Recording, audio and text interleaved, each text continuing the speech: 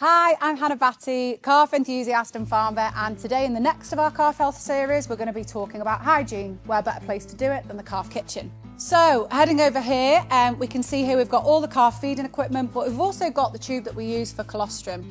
Why am I so bothered about hygiene, you might be asking? Well, as we know with calves, it's a fine balance between immunity and challenge. And effectively, if our challenge is too high, we're going to have issues no matter how good a job we do of our immunity. So when we think about hygiene, there's some really interesting work that's come out of Nottingham University that assesses how good a job our different cleaning and disinfecting protocols do. So for me, we want to be sure that we're using hot water. We know hot water is better than cold. In an ideal world, we'd also be using Peracetic or hypochlorite. We know these work better than both parlour washings and hot water alone in terms of reducing that bacterial contamination.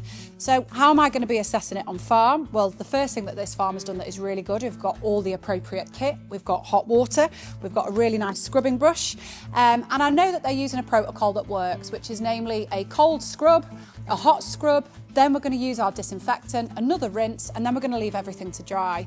There's a really interesting bit of kit though that we've got that I really like, and this is this handy Bacterial Luminometer.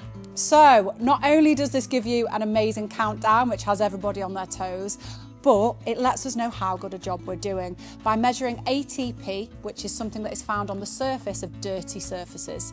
So the higher the number, the dirtier the surface is how I think about it. So we're going to put it to the test. I've got some handy ATPA swabs here. So we take this out, and I'm sure if you speak to your local vet, they will potentially have kit like this. We take our item here. This time we're going to be using the colostrum feeding equipment. I'm going to roll the swab over the surface, down into the middle of the tube. As we all know, this is a really tricky place to clean, so having something like a pipe cleaner is handy for that. Pop it in, give it a shake. So target-wise, I definitely want to be under 200, ideally under 100. As soon as we get over 200, we might have challenges with scour. Fantastic. So we're under that 200 number here that I talked about. We can see that the RLU, the relative light units, that corresponds to the level of ATP, so the amount of ATP that is present in, say, that biofilm, our assessment of cleanliness, less than the 200. Okay, in an ideal world, we might get it less than 100. You know, I want to be honest, we're on a real farm here, so for me, the lower the better, but let's be pragmatic about it. We've done a really good job here. It's a great way to engage the team, tell them how good a job they're doing of cleaning, and is our protocol actually appropriate?